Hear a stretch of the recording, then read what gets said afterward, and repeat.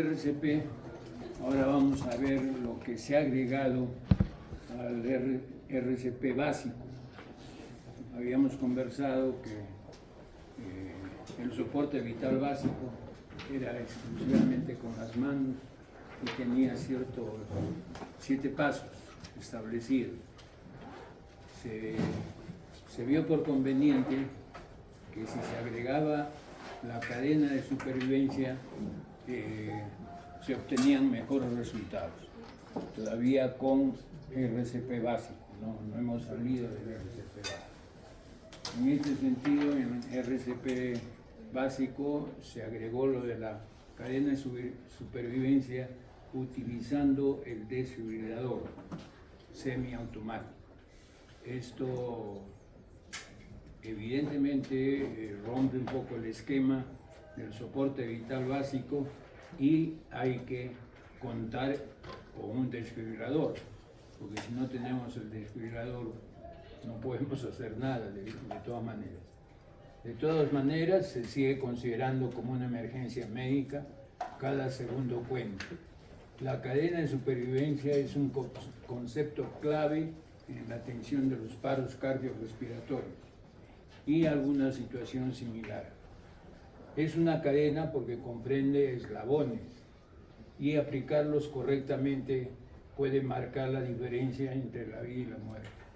De todas maneras, con la cadena de supervivencia se obtuvo siquiera un 75% de recuperación y éxitos de la maniobra RCP.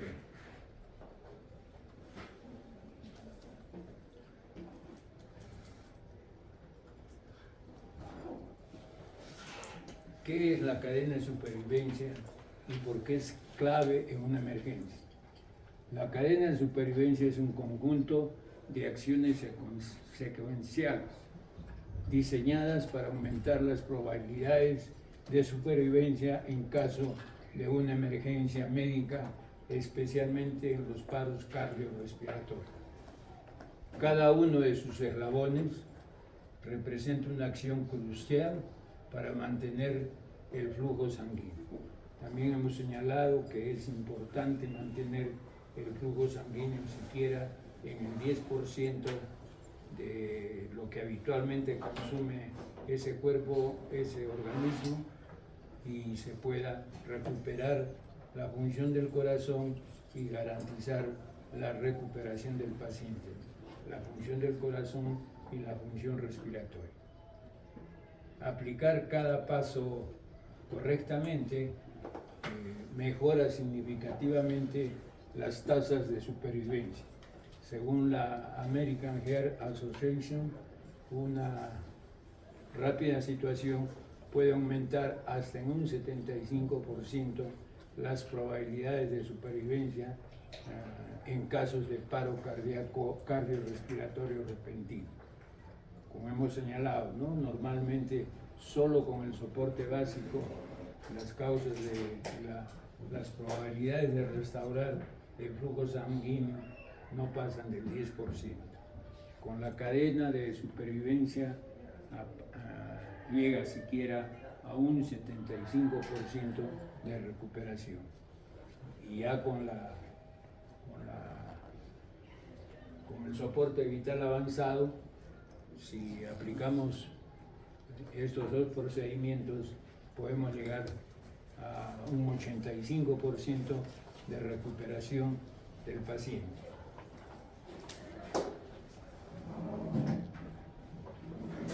La cadena de supervivencia, como toda cadena, tiene 4 eslabones. El primer eslabón es el reconocimiento y activación del sistema de emergencia.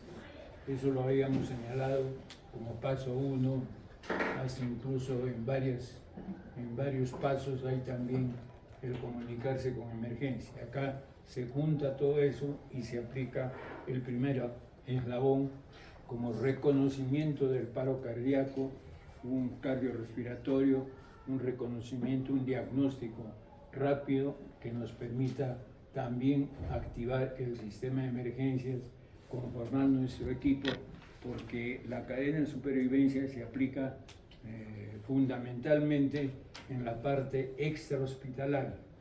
Como les decía, para tener una imagen completa, es como una adenda del contrato que estamos tácitamente desplegando en ese momento con el soporte vital básico. El primer paso es identificar la emergencia y comunicarse con estos números que existen ya casi en todos los países, lo antes posible. La cadena de supervivencia también tiene que ver mucho con el tiempo que nosotros utilizamos en responder a esta emergencia. La ausencia, acá hay que estimular al paciente para comprobar su estado de conciencia. La ausencia de respuesta a todos los estímulos indica pues una posible emergencia, no una posible, ya nos indica que es una emergencia y que tenemos que actuar. La respiración irregular o entrecortada requiere atención médica. Eso ya lo hemos señalado cuando ya comenzamos a evaluar la cuestión respiratoria, sino que aquí todo hay que hacer de manera en conjunta en el primer paso de la caída. Un cambio en el color de la piel, tornándose pálida o azulado, puede ser un signo de falta de oxígeno. Es otro signo que podemos tener para poder establecer que el paciente está inconsciente, ha dejado de respirar ya algunos segundos, por lo que la piel toma el color azulado. Y como siempre, asegurar un entorno seguro y contactar rápidamente con los servicios de emergencia es fundamental. Eso siempre lo hemos recalcado y está establecido en todos los protocolos de atención. En situaciones como un infarto, el tiempo de respuesta marca la diferencia. Tenemos que tener mucho cuidado en el tiempo que nosotros utilizamos para responder todo el proceso. Este factor, si hay infarto, con mayor razón el tiempo de respuesta va a marcar la diferencia.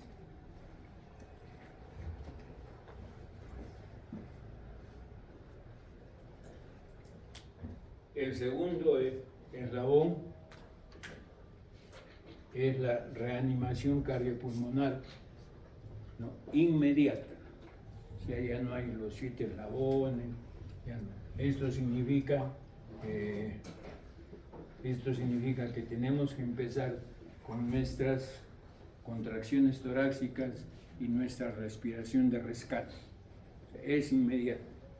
Ya hemos evaluado el proceso, ya hemos visto el paro cardíaco, cardiorrespiratorio, y en todo caso hay que empezar. Más aún si ya hemos podido comprobar que la víctima no respira. Con mayor razón, la reanimación cardiopulmonar se torna esencial y el tiempo ahí juega en nuestra contra. Ubicar las manos en el centro del pecho y presionar con fuerza y rapidez en las circunstancias que ya les hemos señalado, 100 a 120 compresiones por minuto, periodos de 30 compresiones y 2 respiraciones de rescate. Siempre se define la respiración de rescate boca a boca, pero también eso ya se ha conversado, y lo más factible utilizar por lo menos es el ambú, ¿no?, que en esos momentos, con mascarilla, que en esos momentos se trata de conseguir un ambú básicamente, ¿no? Si hay un tópico de enfermería por ahí, es fácil que tengan ahí un ambú. Si se tiene entrenamiento, alternar con insuflaciones de rescate. Pero ya pues si les toca responder a ustedes, bueno, todo profesional de la salud sabe manejar el AMBU y ha tenido entrenamiento, ¿no? Aplicar RCP correctamente es clave, especialmente en entornos con alta influencia de personas, como eventos masivos o espacios deportivos. Es lo que es lo que hemos mencionado, ¿no? Constantemente. La extrahospitalaria es en el momento menos indicado y el momento menos esperado. Y por eso tenemos que aplicar prácticamente esto de la cadena de supervivencia. Es un compendio de todo el proceso de soporte vital, que lo hacemos por pasos. Acá lo tratamos de hacer de conjuncionar más rápido para poder tener un éxito mayor. Porque el tercer paso, este es el paso decisivo. El tercer eslabón es la desfibrilación rápida. Cuando hablamos de desfibrilación rápida, esto no significa más allá de poder tener el desfibrilador a los 5 minutos de haber empezado el procedimiento. Acá, para poder contar con esto, por lo menos en nuestro medio, la coordinación con un sistema de emergencia que sepamos que tenga este equipo tiene que ser lo más rápido posible. El uso de desfibrilador externo semiautomático puede restablecer el ritmo cardíaco en paros cardíacos súbitos. Por eso es importante pensar en la desfibrilación lo más pronto que se pueda. Encender el dispositivo y seguir las indicaciones de voz. Vamos a ver en las prácticas, vamos a manipular un desfibrilador. Da todas las instrucciones necesarias para ese momento. No tenemos necesidad de pensar, buscar, prenderlo, ver si prendió, porque todos son semiautomáticos. Y dan instrucciones de voz y señala si son ritmos desfibrilables o ritmos no desfibrilables. Hay 4 ritmos que podemos tratar de recuperar, 2 son desfibrilables, los otros 2 no son desfibrilables. El desfibrilador no va a funcionar en ese momento. Colocar los electrodos en el pecho de la persona según el esquema indicado, todo está esquematizado en el aparato. El equipo también está debidamente cargado, ¿no?, con lo mínimo indispensable para hacer una desfibrilación. Ya son recomendaciones que tenemos que tener en cuenta en todo desfibrilador, ¿no? Asegurarse de que nadie toque a la víctima antes de aplicar la descarga. La rápida disponibilidad de un desfibrilador en lugares públicos es clave para mejorar la respuesta en emergencia.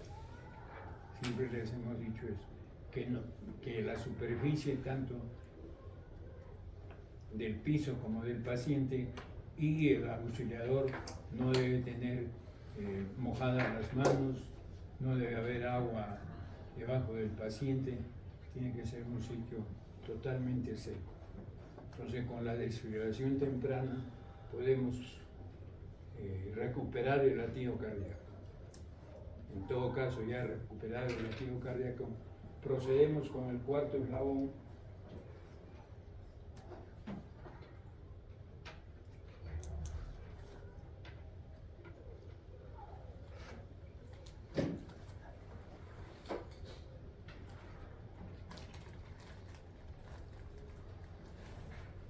que ya vienen a ser los cuidados post paro cardíaco en el hospital.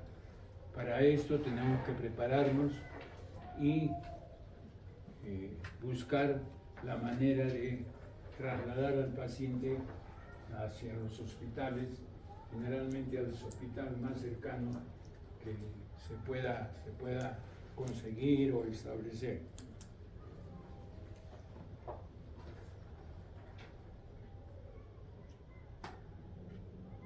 Ya en el hospital se hacen los cuidados post-paro cardíaco fundamentalmente, se hospitaliza por el paciente, se estabiliza y se empieza a tratar de buscar el diagnóstico, ya con todo el equipamiento tanto de cuestión médica como profesionales de salud. Se harán las interconsultas necesarias y se verá de dar la mejor atención hasta la recuperación y el alta del paciente. Ya la atención hospitalaria ya es más definitiva y va a garantizar la recuperación del paciente. Esto va a significar que se haga todos los estudios pertinentes en la medida de lo posible. Lógicamente, primero entra pues a las unidades de cuidados intensivos. Ahí en UCI tenemos que monitorizar el seguimiento del paciente, evaluando constantemente cómo evoluciona, cómo va encontrando poco a poco la recuperación del paciente. También acá entramos ya con todo el soporte vital avanzado. Hay terapias, aplicación de terapias avanzadas como la hipotermia terapéutica. Al final ya del curso, en la última parte, donde vamos a analizar algunas terapias modernas, una de ellas es la hipotermia terapéutica para bajar la temperatura del paciente y poder recuperarlo más rápido, ¿no? Así como en casos graves se utiliza la inconsciencia para que evolucionen las enfermedades, especialmente enfermedades oncológicas que ya están en tercera o cuarta fase. Entonces, uno de los tratamientos es la terapia, hay otros más que los vamos a ir viendo poco a poco. Lo fundamental también, ya cuando está en recuperación, en etapa avanzada, hay que ver la evaluación neurológica para ver si va a quedar con secuelas o no va a quedar con secuelas. Que ese es un aspecto que realmente nos debe preocupar y uno de los objetivos de todo procedimiento de RCP para mejorar al paciente, ¿no? Evitar las secuelas neurológicas y evitar el fallecimiento del paciente. Como señala al final, estos cuidados son esenciales para evitar las secuelas y permitir una rehabilitación completa. La rehabilitación trata de ser lo más completa posible para que el paciente vuelva a realizar sus tareas normales. Lógicamente, si esto es producto de un infarto en cualquiera de las formas del miocardio, esta rehabilitación va a estar un poquito difícil, ¿no? Se necesita mucho tiempo, mucha evolución, muchos cuidados, porque ya el corazón queda dañado y va a ser difícil que vuelva a sus actividades normales. Pero nosotros lo tenemos que diagnosticar y ver en ese momento dónde se puede incidir más para beneficio del paciente.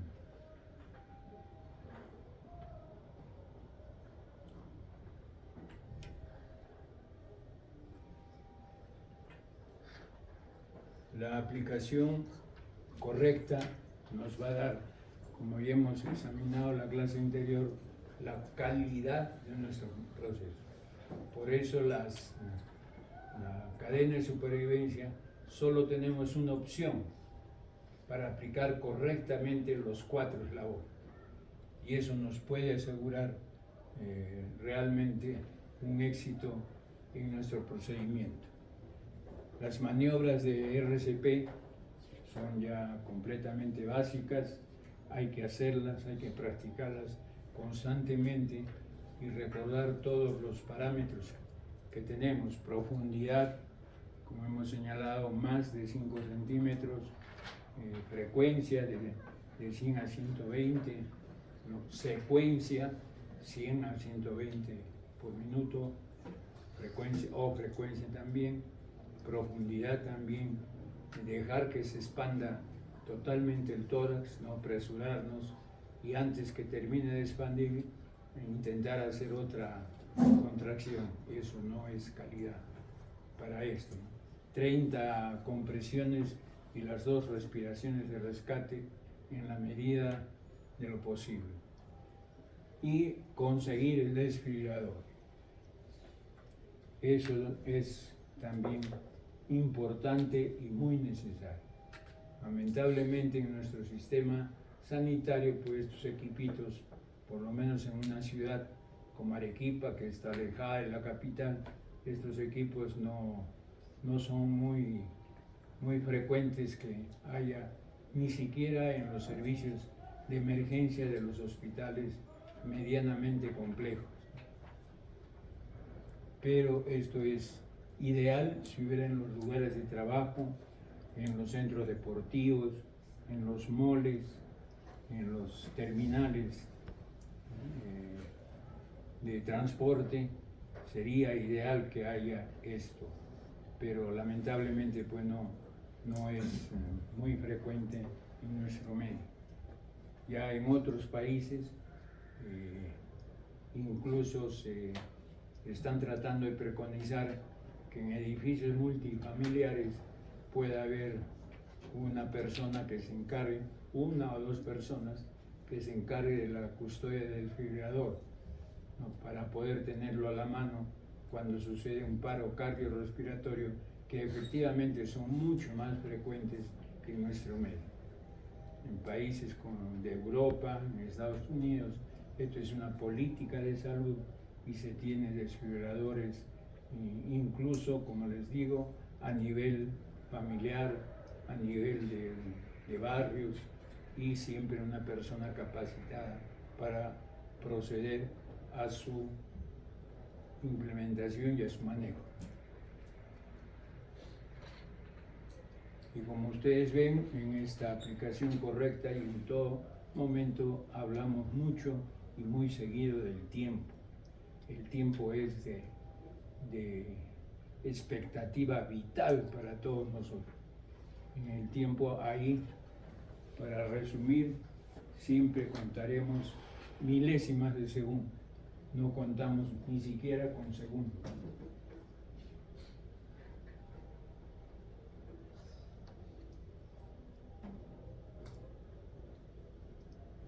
Siempre hay algunas preguntas que nos preocupan y hay que sacar conclusiones. ¿Cuántos eslabones tiene la cadena de supervivencia? Hemos señalado que son 4 eslabones, que hay que aplicarlos en forma secuencial, uno tras otro, como ha señalado el mecanismo de la cadena de supervivencia. Y el tercero es la desfibrilación, y que tenemos que conseguir aún a como dé lugar un desfibrilador, ¿no? En la mayoría de los protocolos la cadena de supervivencia tiene 4 eslabones esenciales. Aunque en algunos casos se añaden otros relacionados con la prevención.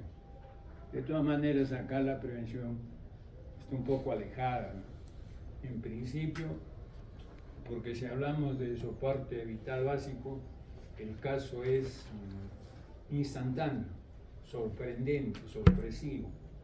Nosotros no tenemos la oportunidad de tener a ese paciente en algún consultorio para prevenirlo. Claro, los que ya se tratan de alguna enfermedad de fondo, eso sí, ahí se puede manejar la prevención. Pero para el caso de soporte vital básico, es poco el tiempo que nos permite poder actuar en forma preventiva. ¿Qué hay si no hay un desfibrilador cerca? Esa es la pregunta, como decimos, del $1.000.000. Continuar con las compresiones torácicas de alta calidad, lo mejor que las podamos hacer. Eso nos va a asegurar por lo menos siquiera un 10% de recuperación. Si no hay ni siquiera el desfibrilador o si no tenemos tampoco el ANBU, ¿no? Y lógicamente sí va a haber un criterio de no arriesgarse con la respiración boca a boca. Entonces las compresiones ya son la única alternativa que tenemos, por lo tanto tenemos que hacerlas lo mejor posible. ¿Los niños también siguen la misma cadena de supervivencia? Sí, definitivamente. Aunque la técnica varía en intensidad según la edad de los niños. Eso lo vamos a ver cuando hagamos contracciones en niños. Los eslabones de la cadena de supervivencia son esenciales para responder de materia eficaz ante una emergencia médica. Cada acción bien ejecutada puede salvar vidas. No tenemos, si hacemos mal este grupo de contracciones, no tenemos la posibilidad de regresar e intentar hacerlas mejor. No hay esa posibilidad. Nosotros desde el inicio tenemos que pensar que las contracciones las que estamos haciendo son pues de acuerdo a lo señalado para que sean de alta calidad. La clave, nuevamente, está en actuar con rapidez. Aplicar los primeros auxilios correctamente y reconocer los síntomas de la emergencia médica. Hemos dicho que el paro, que el RCP por paro cardiorrespiratorio es una emergencia médica. Probablemente es la emergencia médica tipo, llamémosle así, que nos exige, no siquiera nos permite, sino que nos exige un procedimiento vital y de alta calidad para poder pensar en la recuperación del paciente. Compartir ese conocimiento siempre va a ser que puede hacer la diferencia para una situación crítica. Bien, jóvenes, eso es en cuanto a la cadena de supervivencia. ¿Alguna pregunta?